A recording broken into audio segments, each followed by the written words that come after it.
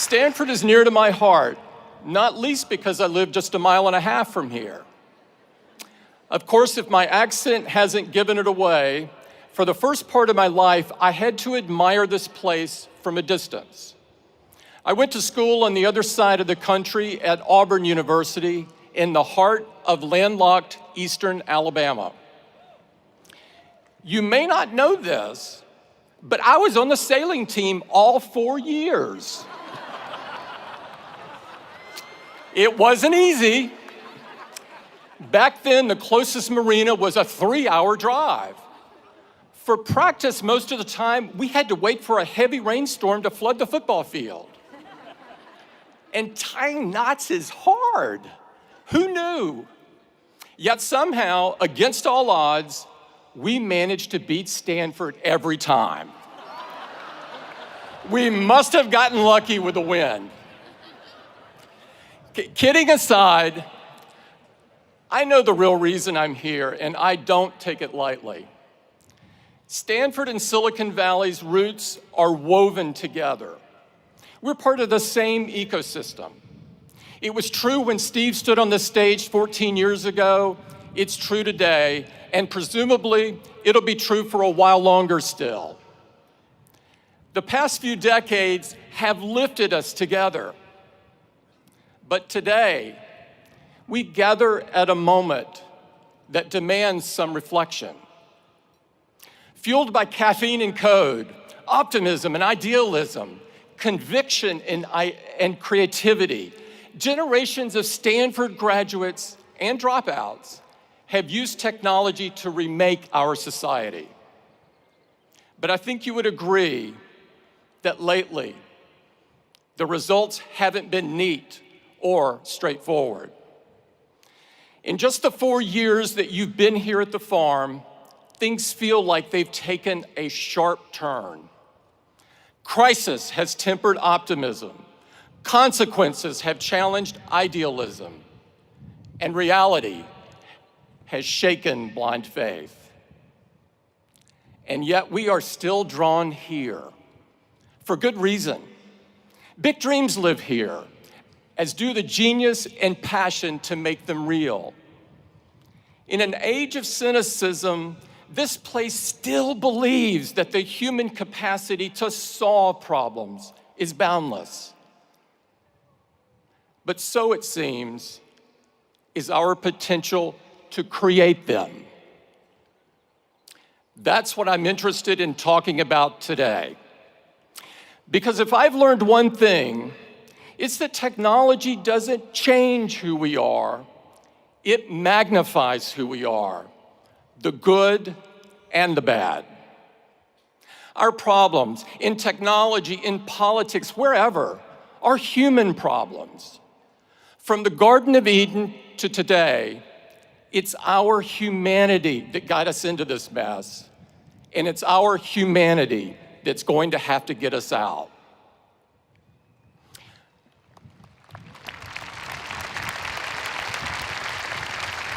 First things first, here's a plain fact. Silicon Valley is responsible for some of the most revolutionary inventions in modern history. From the first oscillator built in the Hewlett-Packard garage, to the iPhones that I know you're holding in your hands. Social media, shareable videos, snaps and stories that connect half the people on Earth. They all trace their roots to Stanford's backyard. But lately, it seems, this industry is becoming better known for a less noble innovation. The belief that you can claim credit without accepting responsibility. We see it every day now, with every data breach, every privacy violation, every blind eye turned to hate speech. Fake news poisoning our national conversation. The false miracles in exchange for a single drop of your blood. Too many seem to think that good intentions excuse away harmful outcomes. But whether you like it or not, what you build and what you create define who you are. It feels a bit crazy that anyone should have to say this. But if you've built a chaos factory, you can't dodge responsibility for the chaos. Taking responsibility means having the courage to think things through. And there are few areas where this is more important than privacy.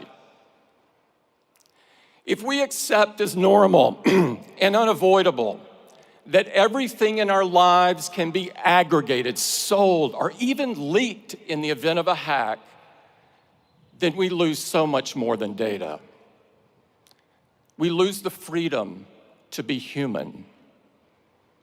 Think about what's at stake. Everything you write, everything you say, every topic of curiosity, every stray thought, every impulsive purchase, every moment of frustration or weakness, every gripe or complaint, every secret shared in confidence. In a world without digital privacy, even if you have done nothing wrong other than think differently, you begin to censor yourself. Not entirely at first, just a little, bit by bit. To risk less, to hope less, to imagine less, to dare less, to create less, to try less, to talk less, to think less.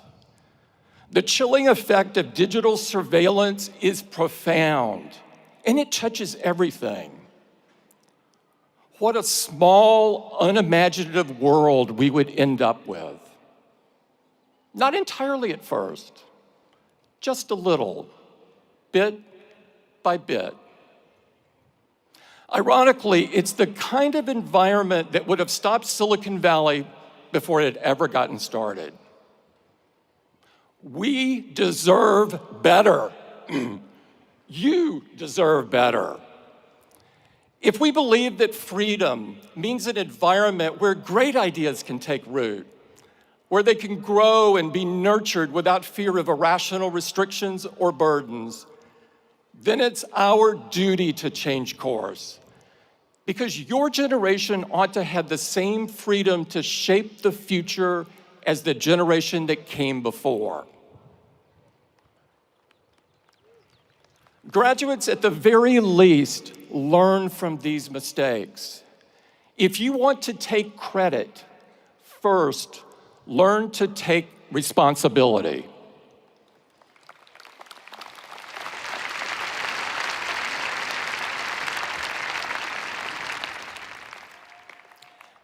Now, a lot of you, the vast majority, won't find yourselves in tech at all. That's as it should be. We need your minds at work far and wide because our challenges are great and they can't be solved by any single industry. No matter where you go, no matter what you do, I know you will be ambitious. You wouldn't be here today if you weren't. Match that ambition with humility, a humility of purpose. That doesn't mean being tamer, being smaller, being less in what you do. It's the opposite. It's about serving something greater. The author Madeleine L'Engle wrote, "Humility is throwing oneself away in complete concentration on something or someone else." In other words, whatever you do with your life, be a builder. You don't have to start from scratch to build something monumental. And conversely, the best founders, the ones whose creations last and whose reputations grow rather than shrink with passing time, they spend most of their time building piece by piece. Builders are comfortable in the belief that their life's work will one day be bigger than them, bigger than any one person. They're mindful that its effects will span generations. That's not an accident. In a way, it's the whole point. In a few days, we will mark the 50th anniversary of the riots at Stonewall. When the patrons of the Stonewall Inn showed up that night, people of all races, gay and transgender, young and old, they had no idea what history had in store for them. It would have seemed foolish to dream it. When the door was busted open by police, it was not the knock of opportunity or the call of destiny. It was just another instance of the world telling them that they ought to feel worthless for being different. But the group gathered there felt something strengthen in them, a conviction that they deserved something better than the shadows and better than oblivion. And that if it wasn't going to be given, then they were going to have to build it themselves. I was 8 years old and 1,000 miles away when Stonewall happened. There were no news alerts, no way for photos to go viral, no mechanism for a kid on the Gulf Coast to hear these unlikely heroes tell their stories. Greenwich Village may as well have been a different planet, though I can tell you that the slurs and hatreds were the same. What I would not know for a long time was what I owed to a group of people I never knew in a place I'd never been. Yet I will never stop being grateful for what they had the courage to build.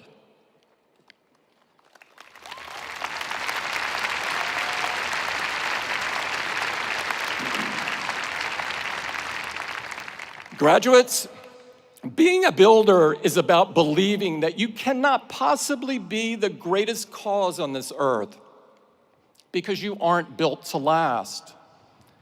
It's about making peace with the fact that you won't be here for the end of the story. That brings me to my last bit of advice.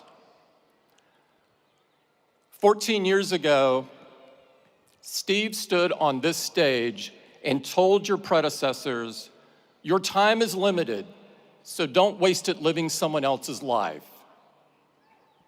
Here's my corollary. Your mentors may leave you prepared, but they can't leave you ready. When Steve got sick, I had hardwired my thinking to the belief that he would get better. I not only thought he would hold on, I was convinced down to my core that he'd still be guiding Apple long after I, myself, was gone. Then one day, he called me over to his house and told me that it wasn't going to be that way.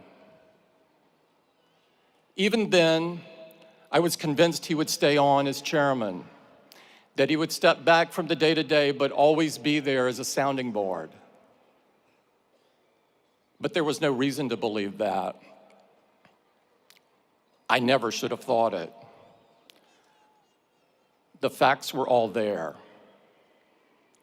And when he was gone, truly gone, I learned the real, visceral difference between preparation and readiness. It was the loneliest I've ever felt in my life, by an order of magnitude.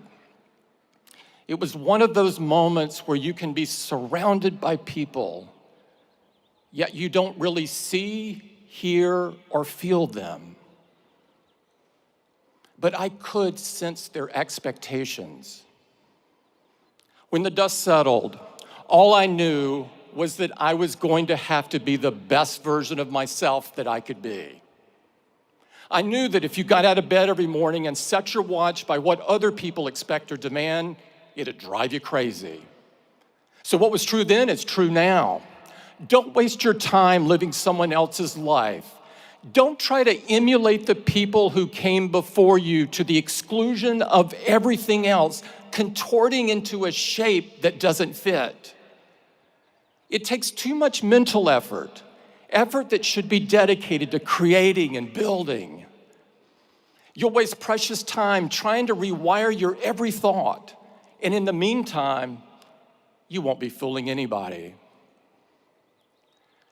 Graduates, the fact is, when your time comes, and it will, you'll never be ready. But you're not supposed to be. Find the hope in the unexpected. Find the courage in the challenge. Find your vision on the solitary road. Don't get distracted. There are too many people who want credit without responsibility. Too many who show up for the ribbon cutting without building anything worth a damn. Be different. Leave something worthy. And always remember that you can't take it with you. You're going to have to pass it on. Thank you very much, and congratulations to the class of 2019.